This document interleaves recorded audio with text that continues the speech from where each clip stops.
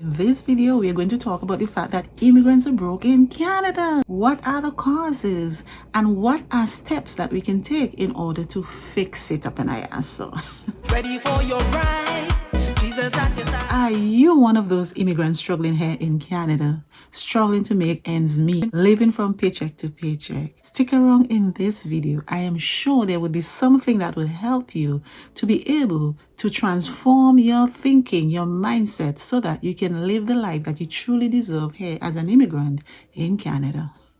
One of the main reasons why a lot of immigrants struggle here in Canada is the fact that integration is such an intricate and a difficult, challenging process. We step off the plane and in our minds, oh wow, we're going to have a better life up in Ayaso. But then as we go into 1 month, 2 months, 3 months, into a year, we realize that there is a big stumbling block, which is our documentation.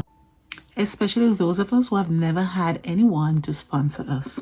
You see, it's easy for those who came where their spouse sponsored them or their mom sponsored them or some family member sponsored them, or even if they came one of those legitimate programs offered by the government of Canada, like the Express Entry and those other programs where immigrants are allowed to come into the country on a points-based system, and they grant them temporary work status by giving them a work permit. So now that the immigrants have been documented, the journey, the challenges, the difficulty has only begun. You come with your bachelor's degree, your master's degree, your doctorate even from some countries, and the Canadian system says, we don't want what you bring up in IAS, so you need to go back to our schools, our institutions in order to get accredited, to be certified in order to work here. For some immigrants, that's a big turn off up in IAS. So I'm just saying, I'm keeping it real up in IAS. You're crystal clear. Some of them want to go to school, but they don't know how to go to school. Some of them don't have a spouse, like me up in Ayaso, in order to hold you down with the rent, hold you down with the bills while you go to school. You can't be in a foreign country struggling in the cold and having to think about rent and having to focus on your studies. You're not going to do well with your grades. And so this is one of the main reasons why a lot of immigrants don't continue furthering their education, because they don't have that financial support, the moral support that they need. The Canadian government gives you some sort of scholarship, but at the end of the day, you're accumulating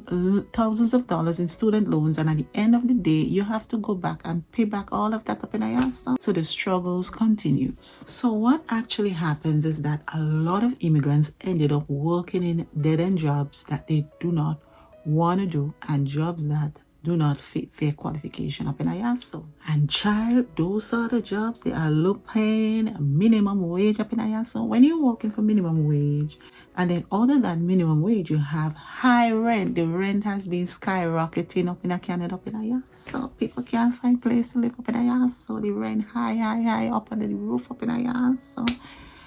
Poverty stricken.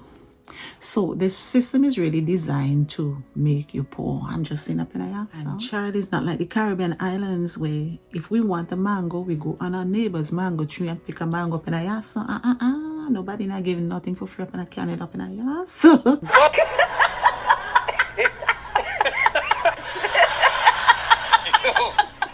So if you weren't born here, where you can have your family members to live in the room while you go to school and upgrade yourself, nah, happen up in Ayaso.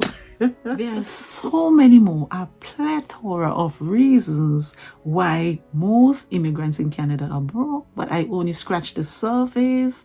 Later on, I might go deeper in, but one of the other reasons too is racism. It's rampant in certain pockets here where they make you feel as though you have no right to be in the country. I'm just saying up in Ayaso. And it's in the workplace, it's in every sphere of life here. I know you can relate to what I'm saying. I know you can identify with what I'm saying. So now, how can we really fix the problem? I once experienced everything that I've described here up in Ayaso. And I was able to use certain tools and strategies in order to help me break out of that system up in Ayaso, break out of that mindset up in Ayaso, break out of that poverty mentality up in Ayaso. And I'm here to help you break out as well. The 5 tools I'm going to share with you are my winning strategy up in Ayaso. And you can apply them to your situation in order to help you win as well. Can you imagine these people have that mentality that, hey, they came here to our country to take our jobs up in Ayaso, so they block you from a lot of opportunities and they stifle you as an immigrant. I'm just saying up in Ayaso. All that said, what can we do to fix the situation? What strategies are there for us to be able to change our situation up in Ayaso? Number one, reduce your credit cards or try to see if you can eliminate all of them and start putting yourself on a cash diet up in Ayaso. The Canadian system is designed to make you broke, to make you drown in debt. And that is why when you go to the bank, they offer you credit card after credit card, and they always want to increase your credit card balance. But what you do not realize is that the bank is the one who is benefiting from you. The bank is getting richer and you're getting poorer. So one of the ways in which you can change that is by getting rid of those credit and start using cash. I'm just saying up in Ayaso. Number two, I want you to start budgeting. Make a list of your income and how much is your expenditures at the end of the month. Do not spend 1 cent extra. I'm just saying up in Ayaso. Number three, see how best you can save at least 20% of your income. I'm just saying up in Ayaso. But you may be like, oh, Clara, you know what? My rent is so high. My rent is this. My expense is this, and so forth. But this is where number three comes in. You have to make sure that you do something very, very, very important. You got to downsize. If your rent is $1,200 a month, see how best you can downsize it to $500. But you may be like, oh, Clara, where in this world you would find that? In Canada, not up in Ayaso. You see, I had to strategize, and so I'm coming here to share this with you. You can, it is possible. You may say, how? Here is how.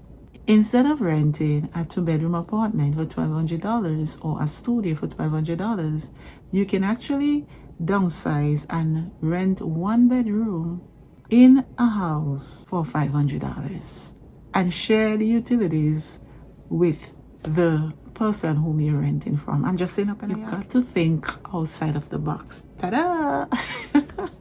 And this is why I exist, to come and show you the strategy, how you can tweak and squeeze in order to make it happen and to make it work.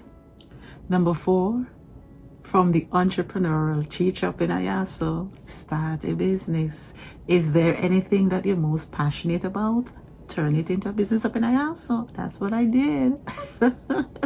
It works. When you have your main job and you have other multiple ways to generate income, it's really sets you on a different wavelength. Yes. And it really makes you feel good about yourself, and it makes you feel comfortable. It takes you out of that struggling mindset and puts you into an entrepreneurial mindset and makes you be on top of your money game up in there. So I'm just saying up in there. And number five, you've got to have multiple streams of income. You've got to have 1, 2, 3, 4, 5. You have to have many of them up in Ayaso. And one of the things that I would suggest heavily is start thinking of ways in which you can invest. I just scratched the surface. I've given you 5. If you want me to go deeper, let me know. And I will definitely give you some money tools up in Ayaso to help you wiggle your way out of this immigrant poverty-stricken culture here in Canada. Thank you for watching, and remember, no matter what you do, never try to put out another person's light in order for you to be able to shine. God bless you.